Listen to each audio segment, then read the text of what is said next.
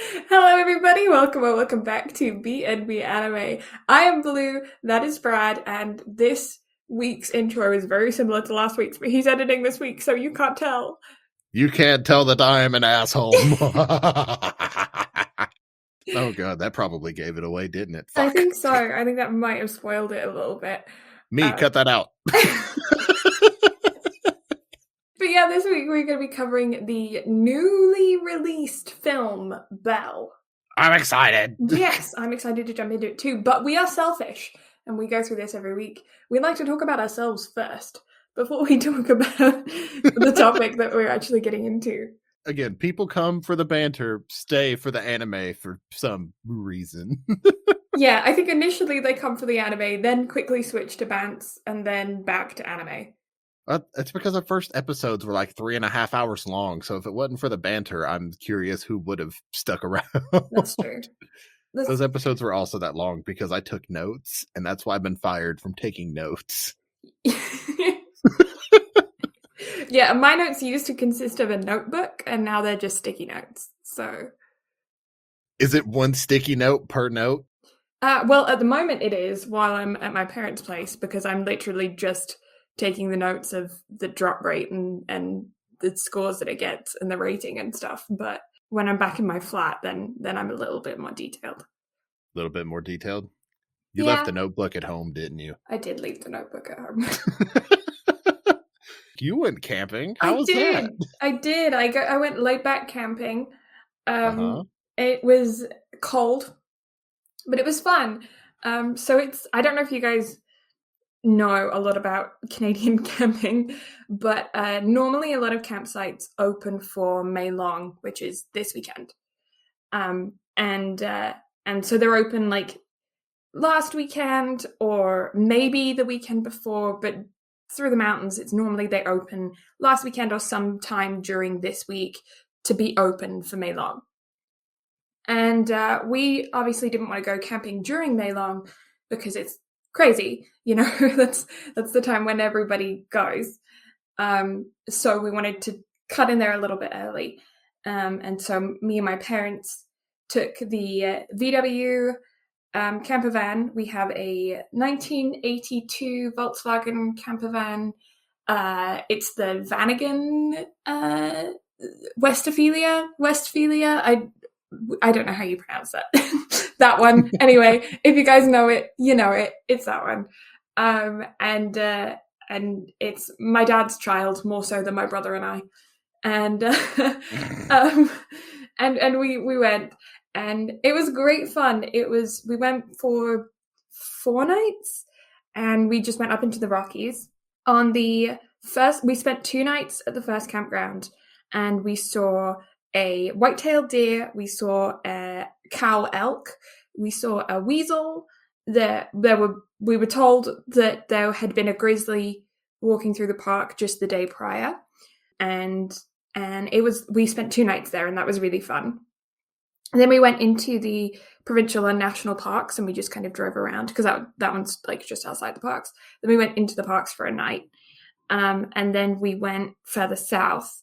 And at the last campground we stayed at, which is in Kananaskis, we had been driving all day and we were supposed to go to this other campsite, but it had been tipping it down with rain. And we were supposed to like walk through the town that the campsite was around and stuff. And it had been tipping it down with rain. And so we didn't bother going out and about through that town because it was just a miserable day. So we kind of had a bit of a van day and we just drove much further than we were planning and ended up nearly back at home. I mean, not at home. We were still a couple of hours away, but like we had gone all the way into the province over into BC. And then we ended up pretty much just driving home because it was I don't know, it's kind of nice to drive in the van. Like when it's raining and miserable outside, it feels cozy. So we were just enjoying spending, like parking up and having a coffee in the van and then driving on further and having another coffee and lunch. And, you know, it was one of those vibes. And we got all the way to Kananaskis and we were the only people in the campground. And it was one of those campgrounds where it was like, you pay in cash, you put it in a brown envelope, you put the brown envelope in a box and they don't really monitor it. You know, they might have like a park ranger or something drive around like one time a night. You know, it's just a very small pit toilet campground. And we stayed there. And then in the morning, because we got in there pretty late, and we just kind of popped the top, made the beds, went to bed. And it was freezing, and there was snow everywhere. And then we woke up in the morning, and the whole van was covered in snow. And we had checked the weather, and it wasn't due to snow, but it snowed. And the whole van was covered in snow. And then I climbed down from the top, because I'm at the top. My parents sleep in the bed below. The bench seat turns into a bed. And so I climbed down there, climbed down from the top, and my dad goes out to put the money in the box because we couldn't find it the night before. It was dark and we couldn't see where the box was. So we had like filled out the form and stuff, but we couldn't find where to put the money. So my dad goes out to go and put the money in the box. And he bumps into the park ranger who was going to empty the box that morning. And the park ranger just says, "Oh yeah, we've had 3 black bears and 2 grizzlies walk past this campground last night." And it was like, oh, we're the only people in this campground. We've got a soft top van because like it pops up and then the sides are just fabric. And 5 bears walked through the campground that night. We didn't see any of them. Tilly didn't bark. We had a very peaceful night other than it being cold. But yeah, it was amusing to wake up the next morning. I'm like, I'm kind of glad we didn't know about that during the night. But yeah, it was a good time. We had a lot of fun. I got some rocks. I found some quartz and some jasper and some other cool rocks. I didn't pick any up in the national parks or the provincial parks. I was good. I didn't take anything out of the parks. But yeah, suspicious. I didn't though. There was one time when we went on a walk, and there was like a wood fence, and there was like one of those horse breaks in the fence, and then trails, and through the trails you could see on the other side there was like quad bike tracks and probably skidoo tracks, and well, I mean, obviously you wouldn't see the skidoo tracks on the snow. You know what I mean? There was like clearly bikes, quads, people that weren't, you know, doing stuff that you're not allowed to do in the parks. And I walked past that line and I was like, now I can collect rocks. And I walked through and I picked up like, I don't know, 5 or 6 rocks. And then I went back and I was like, if anyone calls me on collecting these rocks, or a park ranger comes and says, "Hey, where'd you get those rocks?" I'm going to be like, over the fence. I did not pick them up in the park. Oh, you done pissed off the rock police. I'm sure the rock police listen to this podcast. I'm sure they believe every word after being very specific. I didn't pick them up. I did. And I didn't pick them up in the forest. I didn't get anything in the parks. There was actually a story only recently of a guy who picked up like 2 or 3 fossils from inside the parks, and he was fined a lot and sent to like, you know, when you're in prison, but you're not in prison, you're like at home, but you're in prison. You know what I mean? House arrest? I don't know if it was house arrest or something along those lines. I'm not sure what the actual term is for it, but he got sentenced because he picked up some rocks in the national park, some fossils, I should say. I'm assuming they were worth a heck of a lot of money. Probably. Yeah. If I'd take a guess. I mean, if they were fossils, I'm sure they're worth something to someone somewhere. Well, and there's a lot of like intense fossils in the Rockies and in Alberta as well. There's like in Drumheller and stuff, there's like Albertosauruses and stuff. Like there's like a lot of dinosaur bones to be found. Yeah. Interesting. Yeah. And there's I learned a new thing about a gemstone / fossil / stone thing. So there's this fossil gemstone. It was a fossil and has been turned into a gemstone. It's like a sea creature shell, and it got fossilized and turned into like a rainbow pattern. And I think the gem is called amylite and the fossil is ammonite, but it might be the other way around. And it's only found south of this one river in Alberta in like this tiny little patch. And it's very, very rare, and they expect that it's all going to be mined up within the next 10 years. So for future investment advice, if you have a couple $100 lying around, try and get these like necklaces or jewelry that's been made out of this ammonite now, because it's going to be mined up and there's going to be none left in the next decade. So if you want retirement fund, I recommend.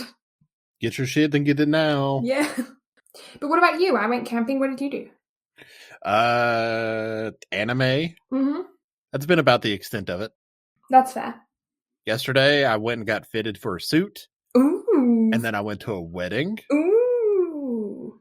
So that's why this wasn't recorded on Saturday like it normally is. It's recorded the day of because, I'm a masochist and want to try to do shit same day. Yes. And I have a stiff neck from sleeping in the camper. That's fun. Ooh, that's not fun. Yeah. Outside of that, so we won a contest. A contest? I say we won a contest. I won a contest under the guise of you and I. Oh, okay. Or under the pretty much everybody in the entire streaming friend group knows that BnB Anime is run by me. Yeah. Like as far as the social media stuff goes. Yeah. And that's pretty much all our Twitter is just me just interacting with people. Yep. Because why not? I gotta do something with it. I can't just let it sit there. Yeah, and I forget. Do we actually make tweets? No. Podbean will post a tweet for us whenever episodes go live. I know. I'm bad at social media, which is dumb considering my profession for a while was social media marketing manager of an agency. But now that I don't do that for a living, my brain shuts off. But I mean, think about where the podcast could be if we actually use social media to its full potential. I know, I need to. We would probably be in the same situation, but hey, we out here. We gaming. I have ideas. I just don't follow through with them. So would you like to hear about the contest that we won and how we won it? Yes.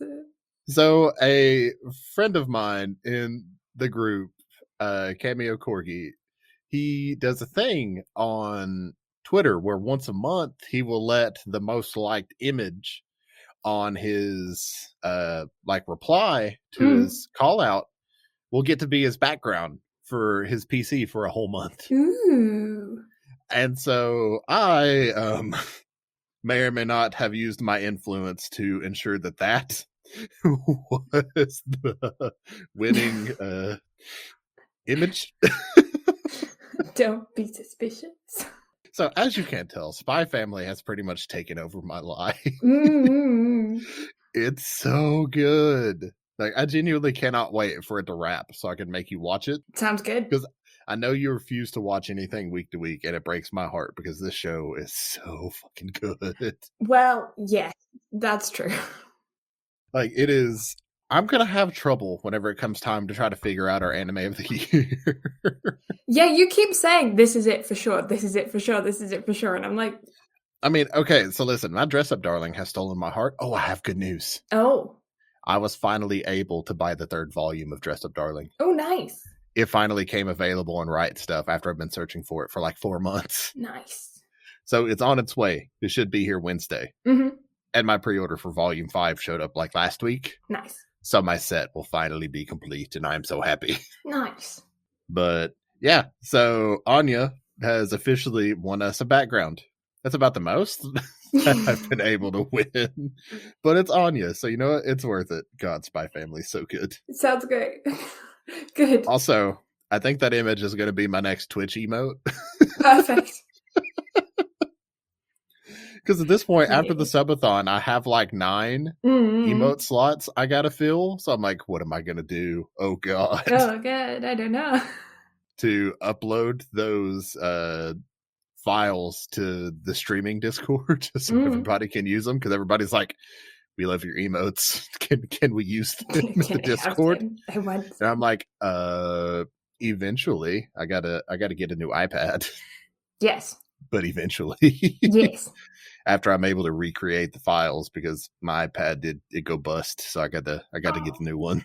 Oh, it's fine. It was old. It was time. Yeah, it was time. But outside of that, so I've got some news this week. Yeah, first time I've had news in like a year, I think, something like that. So we officially got confirmation that Crunchyroll is going to be bringing Makoto Shinkai's newest film to theaters in early 2023. Oh, okay. So if I had to guess, I'd say probably they're going to bring it in February. Mm-hmm. Because due to the nature of big anime releases, typically they will never release a big anime film like two within the same month. Mm-hmm. At least overseas, anyway. Now, Japan, I'm sure they do that a lot more often than not. Mm-hmm. However, we'll more than likely have SAO release at the end of January. Mm-hmm. So then we'll have Makoto Shinkai's film in February, most likely. That makes sense because Shinkai tends to do a lot of like, even if the film isn't specifically romantic, there tends to be more romantic themes, and obviously February is Romance Month. Perfect time to do it. Mm. Although I will say, so we watched the teaser trailer in the Discord as well. Mm-hmm. And one of the people in there, Oxy, he's big into filmmaking. Like he directs films and stuff like that. Mm-hmm. And so he's trying to make it into the film industry. So he understands a lot of the nuances of sound design and stuff like that. Mm-hmm. And we all watched it together. That was the first time any of us had seen it. And he was like, did anybody else get goosebumps? Like just listening to the track in that? And I was like, oh, it wasn't just me. Thank God. Because it's so good. I am beyond excited to actually be able to sit down and go to the theaters and watch that whenever it releases. Because now that anime is becoming so much more mainstream, more people are going. So it'll be nice to actually go see a Makoto Shinkai film. Yes. And have the theater packed. Yeah, it will be. Like, I'm beyond excited for that. So it'll be fun. It'll be epic. Yeah. And then one other piece of news. Mm-hmm. The girlfriend's going to hate me. Oh. So Crunchyroll and Apple have decided to team up. Oh. So now during FaceTime calls, you can watch anime together. Oh. Okay. Girlfriend's in trouble. Yeah. I can see how that's a thing. So she best hopes she doesn't want to FaceTime me anymore, because the moment she does, and I know you're listening to this, so hi you, there's no escaping the anime. Girl, if you need a break, you can just come over here, okay? Yeah, go to Canada, where, the other weeb is waiting. There is no escape. But that's it. That's all I've got for news. Yeah. Just those two really big things. Those are, my brain is fried now. New information needs time to filter. Did the anime FaceTime calls just break you? Is that what Yeah, happened? well, because then I got on a whole mental tangent about the fact that I don't have an iPhone, and I'm mad about it. I'm sorry, what was that? I said now I've gone on a whole mental tangent about the fact that I don't have an iPhone, and I'm mad about it. Mate, time to switch. Come back to the light. I had an iPhone in high school, and it was fine. But I like my Galaxy. It's nice. Listen, okay, we got really good cameras. So do Galaxies. We got better cameras than Galaxies. I have 5 cameras. I know the iPhone currently has a lot too. Yeah. So listen, we got really good cameras. We got stupid easy design. This is easy design, and it hooks up with my PC and all of that jazz. I don't have to, I can transfer files just so easy on my laptop and on my PC and on my art tablet and shit. But also anime FaceTime calls. But also Discord. Anime FaceTime calls. Do you realize the amount of hoops you got to jump through to be able to stream stuff through Discord? I know, but there's other sites of share screen viewing sites. But again, it's a pain in the ass to do all of that. You can do it through a FaceTime call. Think of the ease of application. So simple. But expensive. So it's not expensive. I have a working phone. I don't need a new one. But Apple. I can't even buy new phone cases for my phone anymore because it's old. See? My point stands. But I don't need a new one. And I want a new drawing tablet. I want a new drawing tablet. That comes first. Come to the dark side. And I need to get an easel. Join me. Easels are expensive. I had an easel and I threw it away because I said I'm done with artwork. And now I'm in art school. And I miss that easel. So about that.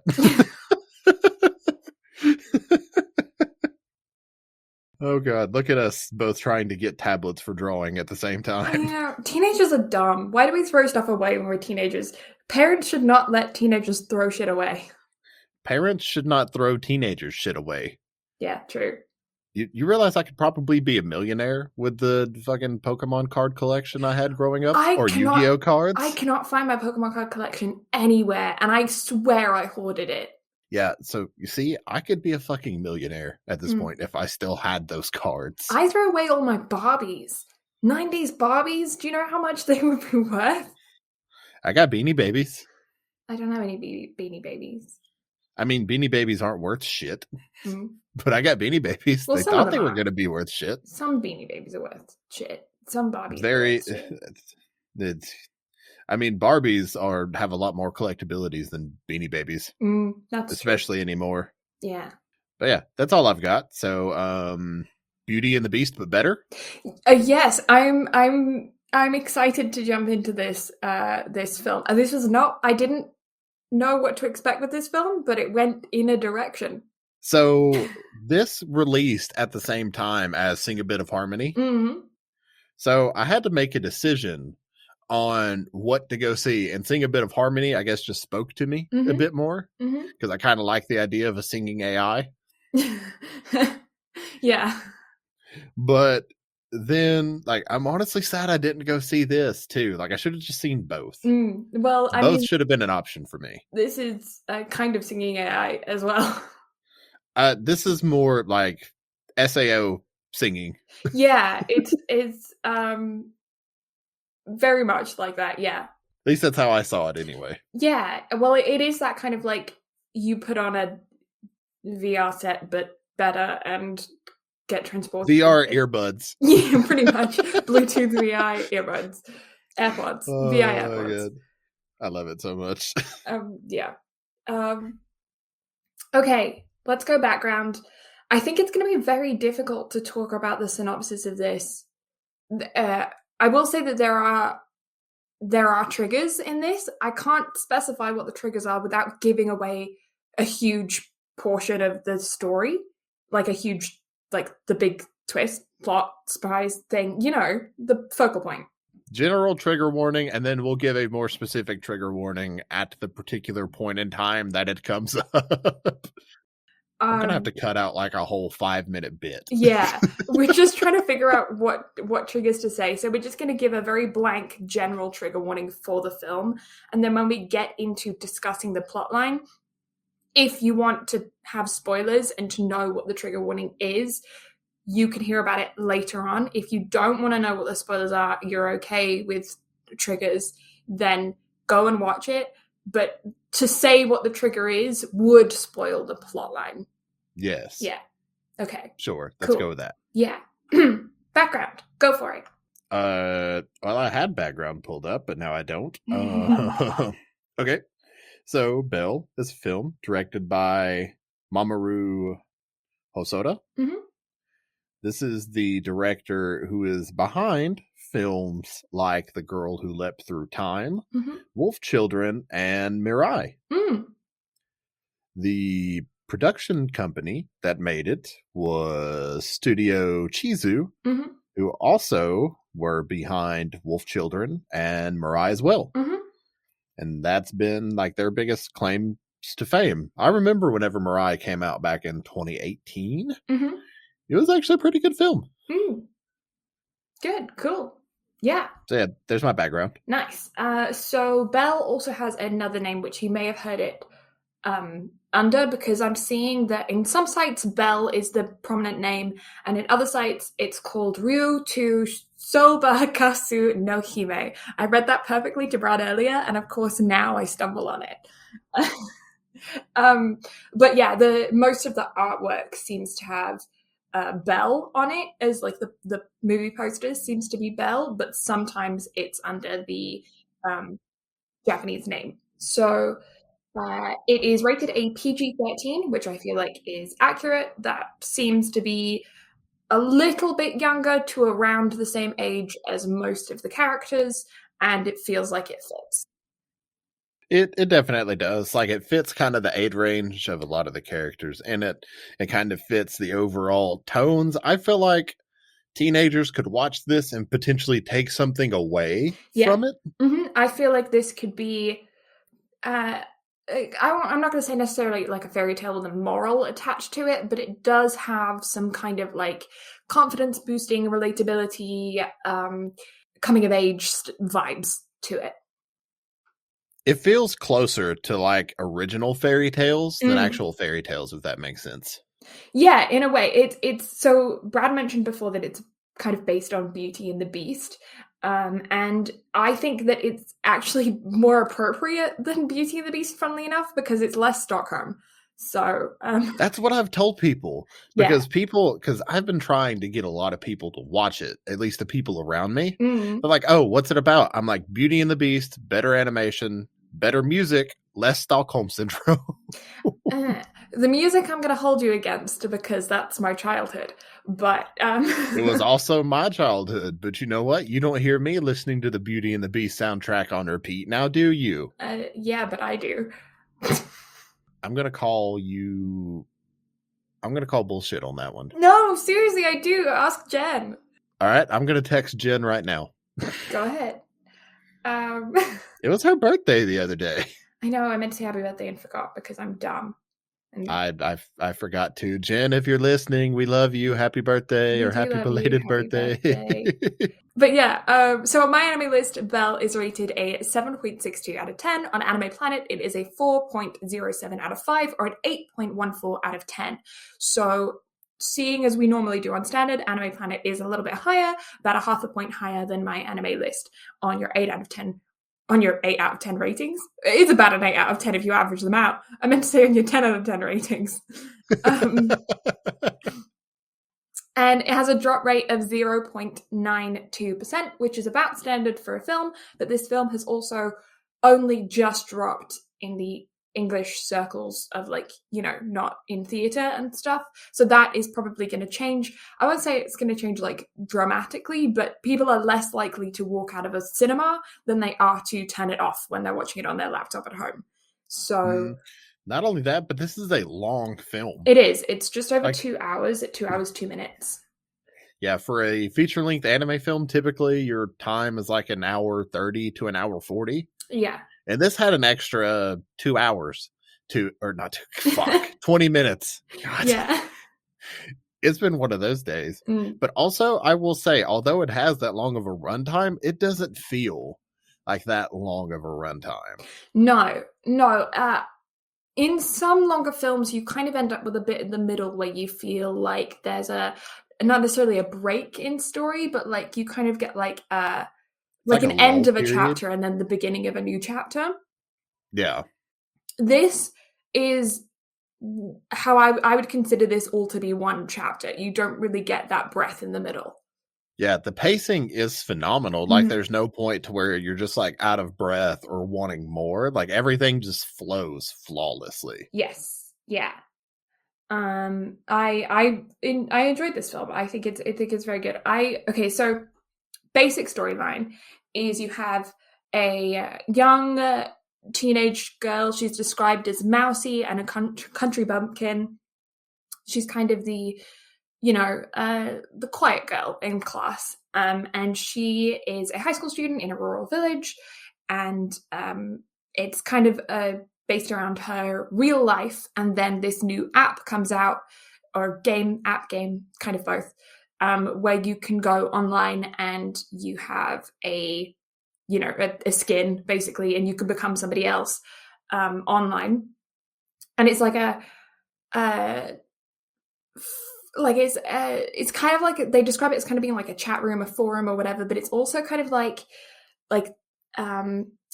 what's that game? It's not The Sims, it's the other one. I don't know. It's like a real life simulator though.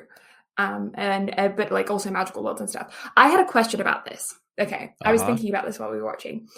Okay. This specific one, the way that this works is that it takes your body shape, face, all that kinds of stuff, and it gives you a skin basically based off of that. And you can say yes or no and make it work, but it kind of makes one for you to start with. Mm-hmm. What would you want yours to be? So, I mean, whenever it comes right down to it, I'm not much of a looks person whenever it comes to RPGs and video games and stuff like that. Like, I'm never one to much go into like the create a character depths. Mm-hmm. So I don't necessarily have a choice. Like, I'd probably just hit the randomize button a few times, see what happened, and then kind of roll with it. But I mean, the fact that it can take like your physical appearance and then make a like suggestion off of it, yeah, I would be fine with more than likely. Would you want to be like humanoid or like a creature? I would say probably humanoid. Yeah, I think I would too. I think it would be sick to have like wings or something. But I feel like if I was too different from my human body, I would just be clumsy the whole time. This does give me like a really good idea for something to cover in the near future. Yeah. Because SAO did a spinoff like specifically for Gun Gale. Mm-hmm. And it has nothing to do with the main storyline of SAO, but it builds more on the Gun Gale world and how like the characters are created and like kind of the differences and like how it goes about like the building of its actual skins. Mm-hmm. So because of this, I might actually change next week's topic just solely so we can continue off of this. Because it makes like you brought back the like analytical point of my brain of whenever I watched that season, I was like, oh, this is an idea. Oh shit. Mm-hmm. Okay. So yeah, next week's idea has been decided. Nice. Cool. Yeah. I think that's all of our background though. Background done. Yes. So let's check on those spoiler chicken hats and dive into the discussion. Yeah, discussion time. Yay. Chicken hats on, that kind of thing. Mm-hmm. So, Country Bumpkin has a crush on Popular Dude. I don't even think it's like she does, but also it's like childhood best friend type thing. Yeah, there's a level of admiration there and appreciation for him that it's one of those things where it's like when you're that age, you don't quite have the same level of differentiation of feelings. So like they bleed into one another. So you have a level, I suppose that happens in adulthood as well, but I think it's more prominent when you're a teenager of like, he did something really nice for me when I really needed someone to be there for me when I was younger. And that level of appreciation and then admiration for him for the fact that he's like pretty much the prince of the school, combines to develop kind of a crush romantic kind of feeling. And okay, so this is one thing that I will say about this film as well. The story slightly differs if you watch it between sub and dub. Because honestly, I rented the film on YouTube, so I had left the subtitles on because I was too lazy to turn them off, but we watched it in English. So me being me, I paid attention to both just to see kind of what the differences were. The English dub portrayed it more as a admiration level thing than it was just a love thing. Yeah. So and the way like the overall body language of the characters and the way that it was all done, I saw it more of as an admiration thing. But I did notice the subtitle translation, like trying to make it lean more towards like it was kind of blurring the line a little bit between the two. Yeah, see, the body language that I got, I only watched it subbed. I didn't hear the English. I saw it as kind of both. Like that's how it came across to me. Especially considering the girl talk between Suzu and Ruka. They have her as Ruka here, but I swear that wasn't her name in the show. Yeah, it's Ruka. Is it? E. Unless you're talking about Hiruka. No. Okay, it's Ruka. Maybe the subtitles had it as Luca. I feel like it was Luca in the subs. I don't know. Okay, but we'll go with Ruka. When they were having their girl talk, that came across as very like talking about their two crushes, you know.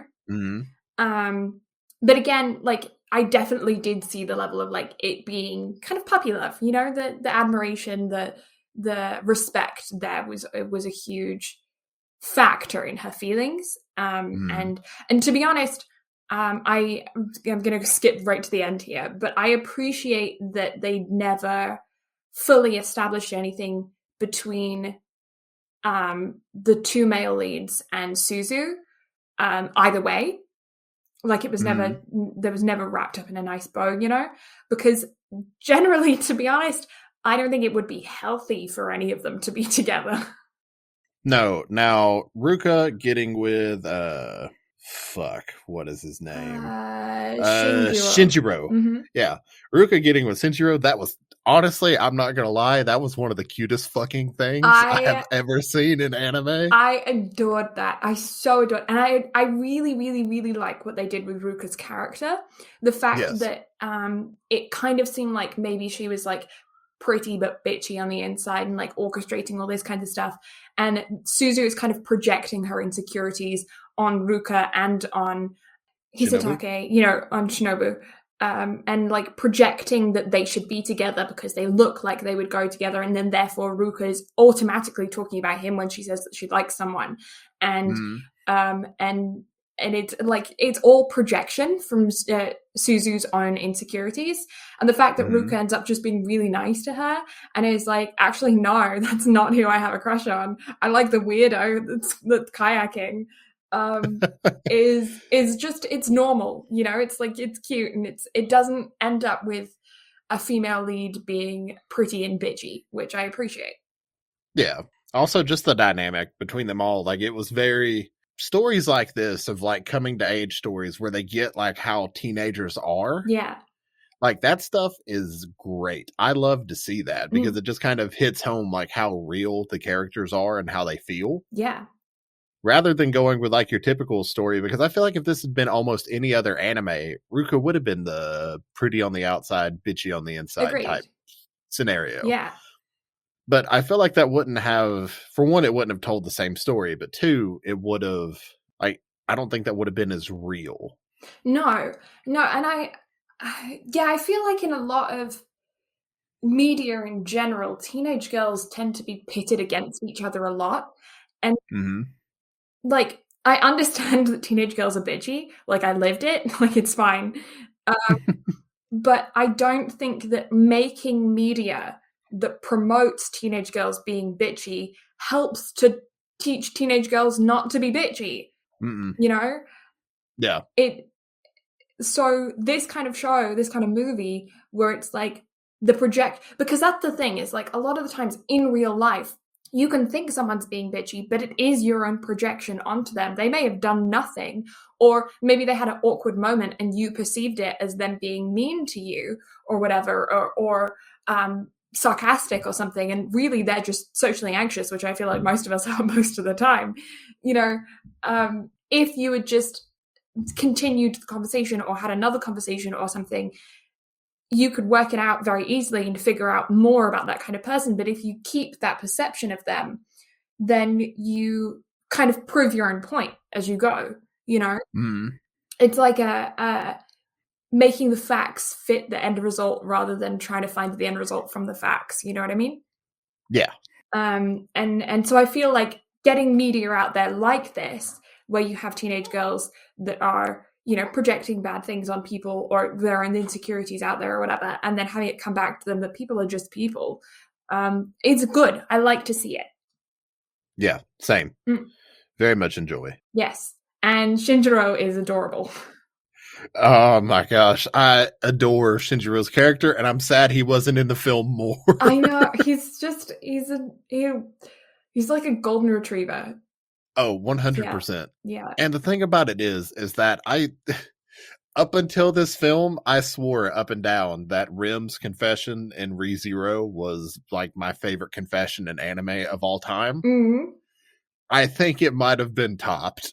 I think the way that they animated this with her just standing there with her face covered and just bright red, and then him like them talking out, just what do I say? I don't know what to say, you know, thank you. And also like and him like leaving frame, coming back, leaving frame, coming back. Like just the way that it was done. Like, I'm not gonna lie. Like, I had the biggest fucking smile Me too. On my face from that. Even like that was amazing. Like even Suzu like sneakily leaving so that they could talk, and then and then Shinobu going up to her and being like, "Hey, have you seen Shinjiro?" And she's like, "Yes, no, yet." No, yeah, no. He's like, what? And she's like, I have, but like, don't disturb them. And then truck comes by and she's gone. I know. I love how that got used twice during this. Like, I adored that bit too. Oh my god, so good. This film has just so many adorable little quirks. It does, but, and I think the quirks and the animation differences, the animation changes that they made are very smart the way they did them. Because like the CGI is exclusively used when they are in the AI, the simulator world. Yeah, which gives that a more AI robotic feel, you know. Not only that, but it makes it feel different. It does. Like, it makes it feel like a truly new world. Yeah. And I appreciate that. Honestly, like, as much as I bitch about CGI in anime, like, the fact that it was separated from the real world, so we never had, like, there was never any in between. It was always either one or the other, and they weren't trying to blend it. Yeah. I adore that. And the CGI was done very well. Like, it wasn't just super jarring or anything like that. Yeah, no, I agree. I think that it gave it enough of a... And there was enough of a difference, but there was also a level of, like the anime characters look fairly human, fairly proportionate. But when you take anime drawings and you make them CGI, they become a little bit more, like... bizarre to the, like, your brain registers that they're not a depiction of humans accurately. And like their limbs are a little bit too long or a little bit too slim, and their movements a little bit too weird, you know. And it's not that it's bad CGI, it's just that your brain doesn't like that. It's, you know what I mean, like if you watch like a CGI music video or something, like it feels a little bit off, like uncanny, you know. It feels unnatural. Yeah, like it's okay and it's pleasing to look at, but also it's just unnatural. Yeah, and they used that, made it so that was the distinction, so that there was like, you feel a little bit unnatural because this is an unnatural world. And other times, especially in like, I feel like sports animes tend to just throw CGI in there quite a bit. And action animes as well, because they're trying to blend it in with the real world. Sometimes you can not even notice that it's CGI, but you feel that like uncanniness to what you're watching, and you don't quite always know what it is unless you know what to look for. But it can sometimes take you out of the show. But because of this, it's like, no, I'm feeling weird because like I'm in the computer. Because shows like Your Lie in April, they blend CGI in flawlessly to where you never know that it's CGI unless you just like try to scrutinize it. And to those that don't know, if you actually pay attention, all the piano playing is done in CGI, but it's just flawless to where if you don't know, you're never going to notice. The first time watching Your Lie in April, I couldn't tell the difference. Probably podcast brain. That's the only reason I can fucking tell the difference. But with this, like, just because of the true disconnect between the real world and you, like, I was okay. Like, it's one of those things. If you're going to do something CG, then do something CG. And then if you're going to 2D animate, then 2D animate. And the fact that there is a distinguishable difference, and also how well the CGI was done, like, yeah, it's going to feel unnatural, and it's going to feel a bit like choppy or frame ratey, if that makes sense to video game people. Yeah. But it's not so, like, it wasn't bad. Like, I have no complaints about any of the animation in this in general. Yeah. Also, I like colors, and you get a lot more colors out of CGI than you do like 2D animation. And especially the world of you. Oh, so good. Yeah. I like colors. Yeah. I like Belle's art style. Yes. Yeah, I do too. I found that it was very Disney in the face shape. Like, it reminded me a lot of like Elsa and Anna from Frozen in their eye shape, their face shape. It was very different from what you would normally see in anime. but the physicalities, the body, and the movement actually reminded me a lot more of Barbie, which I found interesting. I can kind of see that. Yeah. Yeah, it was truly a mix of styles. And again, we kind of, like, pretty much everybody that I watched this with, and Blue as well, like, all kind of made the connections to Beauty and the Beast as well. Yes. Like, you can tell they took a lot of ideas from a lot of different, took a lot of inspiration from a lot of different things, and they meshed it together for one phenomenal film. Yeah, so I do think that if you've watched Disney's The Beauty and the Beast, there are scenes that are, I won't say identical, but very comparable. And I happen to have read the original fairy tales of Beauty and the Beast, several versions of them, and a lot of them tend to be fairly similar along the same path. Some of them can be quite different, but like I guess it's the shots, like the her running into the darkened castle with the in this case AI sprites hiding around the pillar look very similar to Belle from Beauty and the Beast Disney version running into the empty castle, and then having Mrs. Potts and Lumiere and Cogsworth hiding behind the pillar in that one as well. And the same thing with the ballroom dancing scene. Also, I would say there was a lot of that was fairly shot for shot. They have costume changes in this film that isn't in the Disney film, which also very much reminded me of Barbie. I feel like that's a pinnacle Barbie moment of like changing the dress when something magical happens. But that shot of them dancing, the way that she takes his hands in two hands and then dances, I feel like that I've seen that same sequence of dance in either a Barbie film or in Beauty and the Beast. And so there's a lot of very, very direct comparison, which makes it so that if you've seen the Disney film, there are moments where you're like, that's pretty much shot for shot. That I wasn't 100% keen on, but I also don't know how they would necessarily make it so that you didn't think of the Disney film, considering how prominent the Disney film is, and it's the same retelling of the same story. So, like, I feel like I feel like I've seen those shots before, though. I feel like that's the thing that maybe pulled me out a little bit, was like, oh, that's shot for shot from Disney, which I wasn't 100% keen on. Overall, though, I really, really enjoyed the cyber-bullying, social media aspect of this. I thought that really brought it into the modern age. Yeah, it felt very modern with a lot of its things, with like the SAO earbud premise of virtual reality. Yeah. The way that it's done is that it like enhances your like natural abilities, which is essentially what VR is kind of designed to do for games and stuff like that, is give you the opportunity to do things that you would never actually be able to do yourself. Yes. Or in the case of our main character, like get over her PTSD of losing her mother and be able to do the things that she and her mother did, like sing and do music together, for her to be able to overcome that and actually create her own music and make a legacy for herself using what her mother gave her after being traumatized by her mother's death at such a young age. Yeah. That scene, like, I get it, but it pisses me off. You know, because it's the bystander effect. There's a little girl who's on a stone island in the middle of a raging river, and the river is, I guess, like a dam broke, or there has been a flood or something, and the river water is rising, and there's a bunch of people standing on the other side of the river, or I suppose she's kind of in the middle of the river on the island, so they're standing on the edge of the river, and they're all just watching, and there's, I don't know, 20 adults there.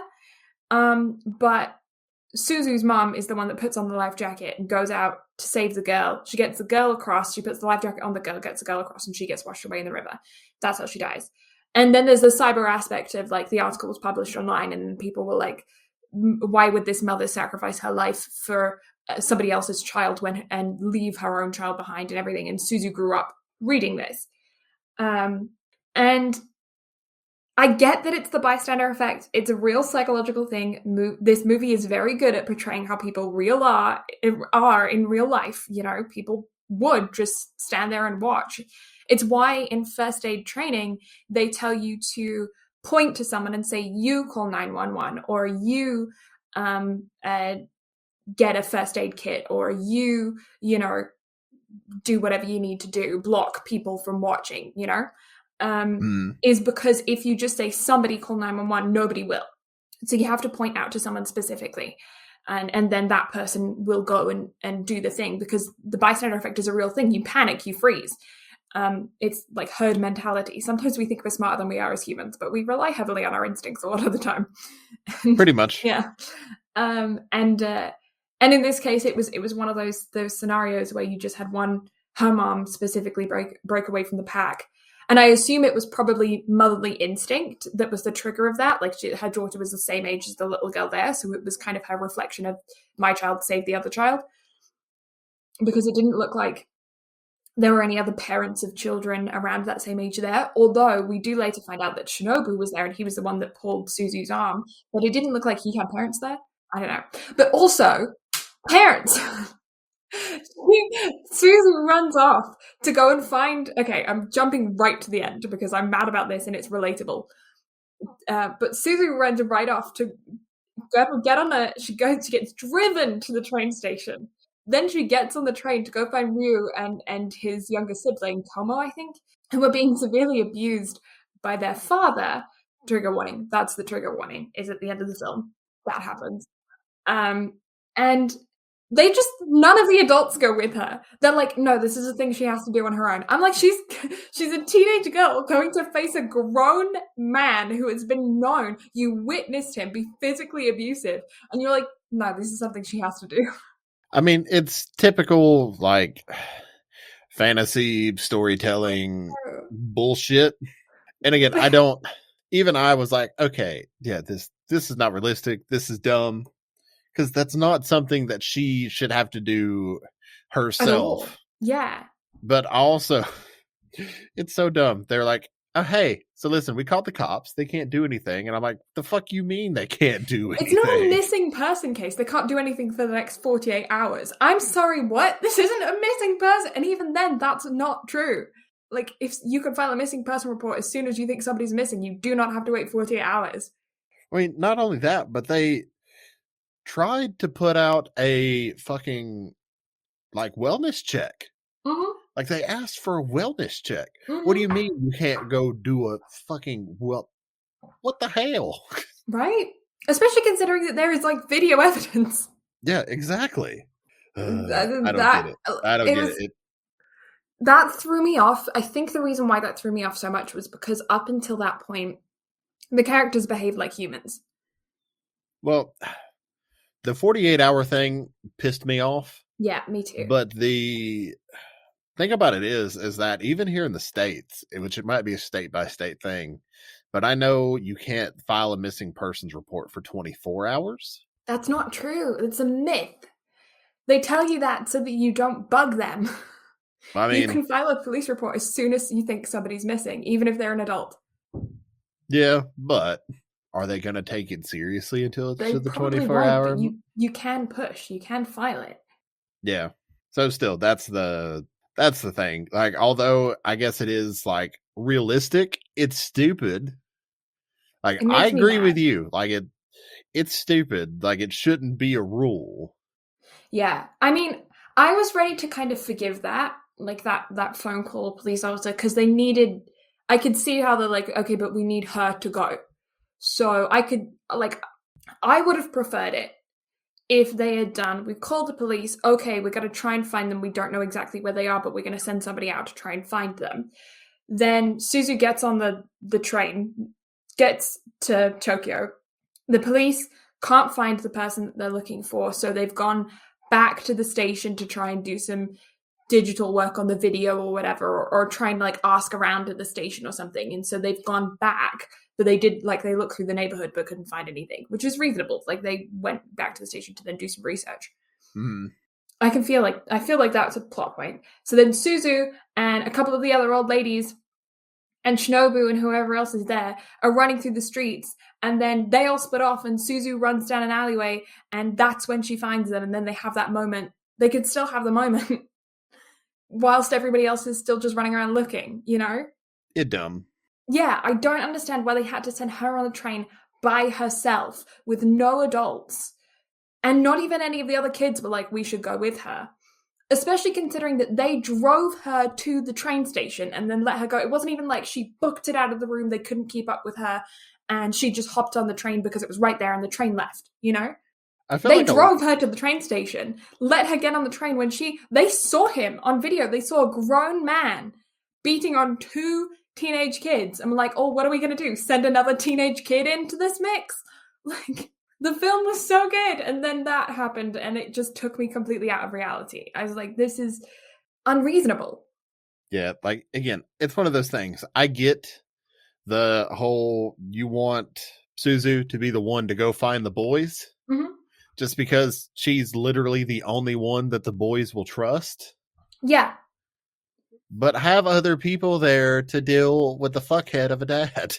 Yeah. Yeah, and I can understand Suzu's feeling of responsibility for these kids. Like, she's the one who's, like, connected with them. She's the one that knows them. She's the one that they trust. She feels like she needs to go herself. I get that.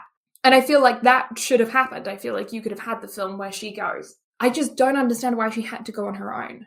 Like I said, she shouldn't have went alone. Mm. She should have went alone to the boys. Mm. Yeah, they could have cut that so that she was there, and they could have even had her have the same standoff with their dad. But like, and then had people come and tackle the fucking dad after the fact. Yeah, or like have him run away, and then when he runs away, it's just a shot to like a police car, and he like runs into a police car. Yeah, because even then, like that would have been fine. Yeah, like just a couple of shot changes could have made all of that a little bit better.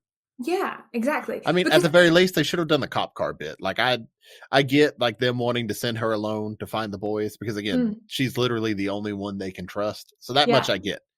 But at least get the cops a little bit more involved, and then that could have wrapped all of that up in a nice little bow. Yeah, I agree. Maybe it could have gone to a shot of like, even though I wouldn't like it, you could have the ladies drop her off at the train station, then go back to the school, and then you see them like working with the police. And it's like the reason why they wouldn't send up somebody else because they didn't have an exact location or whatever. They're still on the phone. She gets there, and then you get the confrontation, and then dad runs off, and then as he runs off, he runs into a couple of police officers, and then it's like, okay, so they went back to help with the situation, and then the police came, you know? Or if anything, because Suzu kind of had some idea whenever she got to Tokyo to deal with this. So as soon as she gets off the train, go to the police station, tell them the story, tell them what she's going to do. Then she runs off. The events happen exactly as they happen. But then, like we said, like after he runs away, he runs into the cops, he gets arrested, all that shit. And then that would have at least been a level of closure and not fuck up as much. Yeah, I just... it's very, very minimal changes. I agree. I think one of the things that doesn't sit right with me with this is that Ryu goes on and on. He has a huge like monologue about how people say they're going to help. They say they're going to help. They talk to his dad, but nothing happens. They say they're going to help. Nothing happens. And Suzu's help is to stand there and face off the dad, which does help in this specific situation.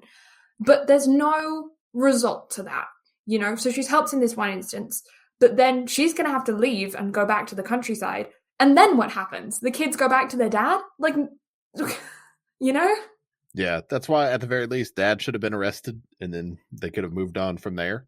Yeah, it still ended up being people say they're going to help and it's just a front and then they don't actually, nothing comes of it.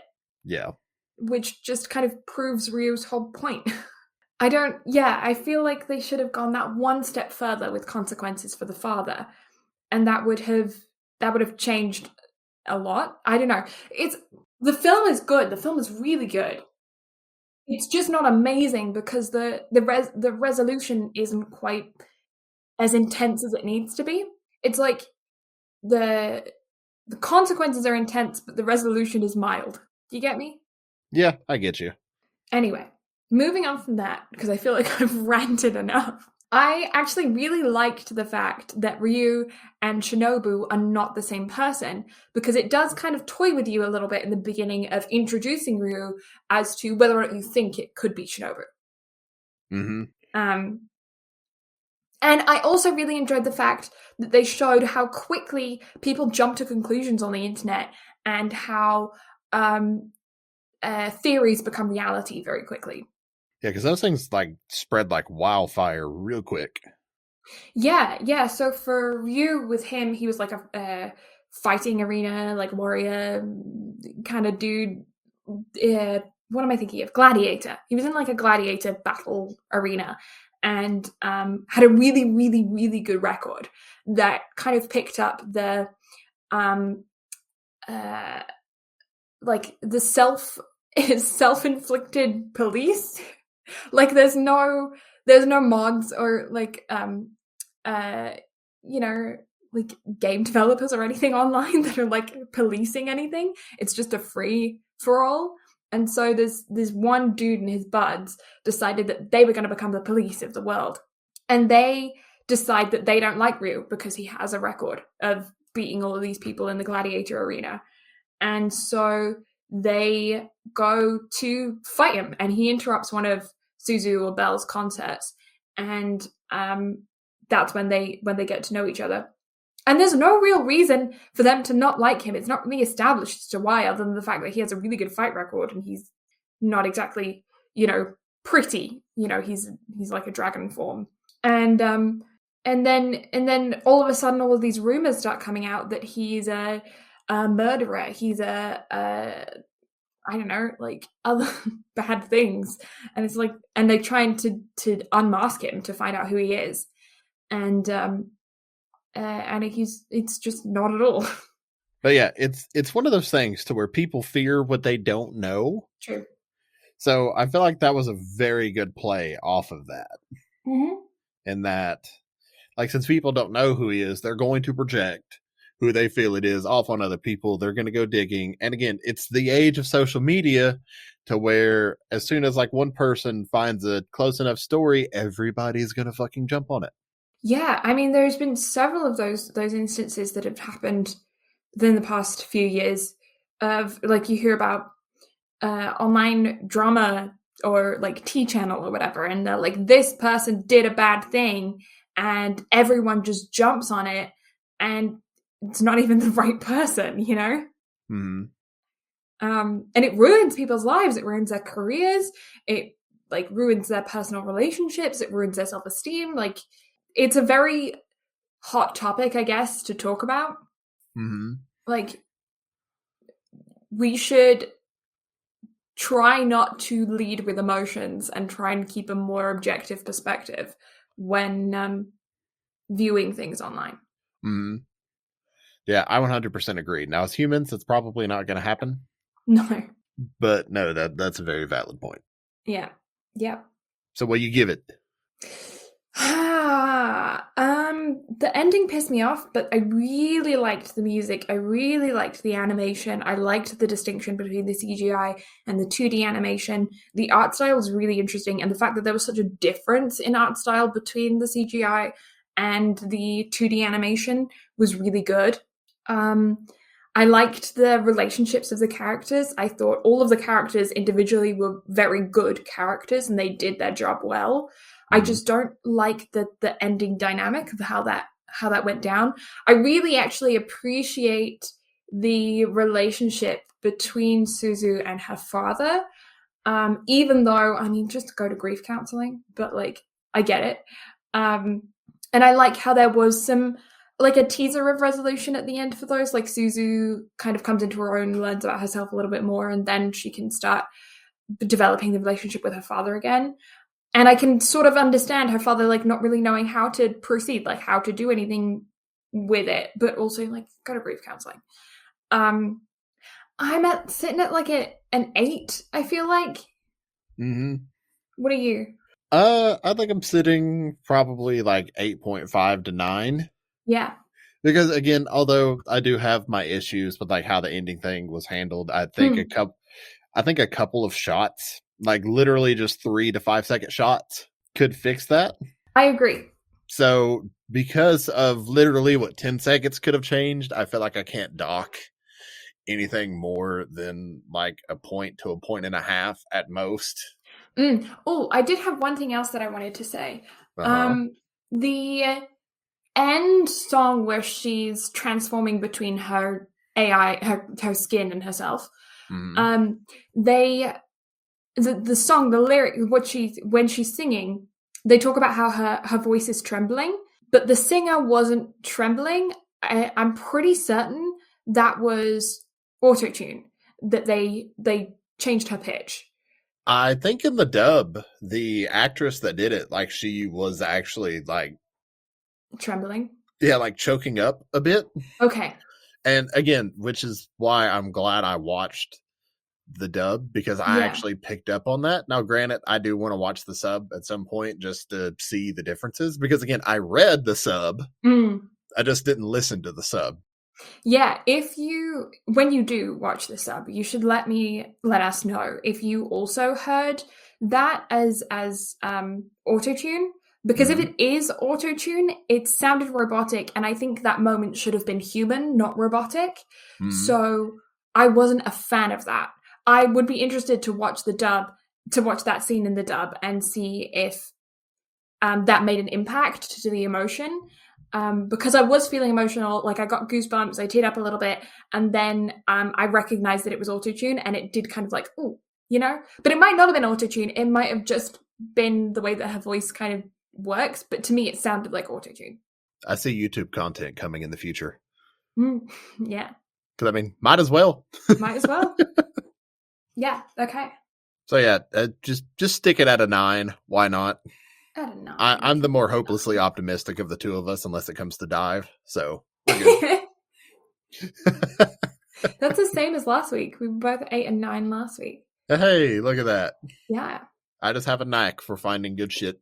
The last time we said the same was for Castle in the Sky. Hey, look at that. Yeah, we were both at an 8. Bingo. Yeah, okay. That's it from us. Yeah, we got socials. I am on Twitch kind of sort of regularly, at least once or twice a week at BradCarterGaming. I run all of the BnB socials, so anywhere that you can find, social media with BnB Anime, you can find me there. Blue, she had Blue Lavender STM on Instagram and Twitter. Yeah. That it. Yeah, and that's it. We also have a website, which is www.bnbanime.com. We also have a YouTube channel under the same name, BnB Anime. Yeah. Next week, we may be doing a sort of online variant, the spin-off. Yeah, we're doing SAO Alternative, Gun Gal Online. We're going to be doing that next week. It's like 12, 13 episodes. It's good fun. Yes. I think that you're going to appreciate it because, for one, Reki Kawahara had nothing to do with the writing in it whatsoever. So, we don't have to deal with a fucking 2-year-old writing or trying to tell a good story. But yeah, it's a blast. I think you'll enjoy it. It does have some like slight triggering aspects, but we can get into that next week whenever we sit down to cover it. Yes. But overall, I'm looking forward to hearing your thoughts. Also, coming up in the next week or two, your episode of Anime Island will be coming. We're recording that as soon as we're done recording this. Yeah. So be looking forward to fresh YouTube content. A lot of fresh YouTube content. I've got a lot of episodes pre-recorded already. So as soon as Blues is done, we'll have those dropping fairly regularly. I think bi-weekly. Yes. And also, I think that every alternate Friday between those, we will be having a First Impressions Friday, which is where Brad tells me what first episode of an anime to watch. And I will only watch the first episode, record a video on what I think of the first episode, and then we will see whether or not I end up binging the whole show or I don't. The bad news for you is that I'm only going to give you stuff that's airing week to week. I know. So I'm going to break your heart with everything possible. I know. But that first episode will be coming out probably this week, this Friday. But it might end up being next Friday because I fly back to Toronto this week.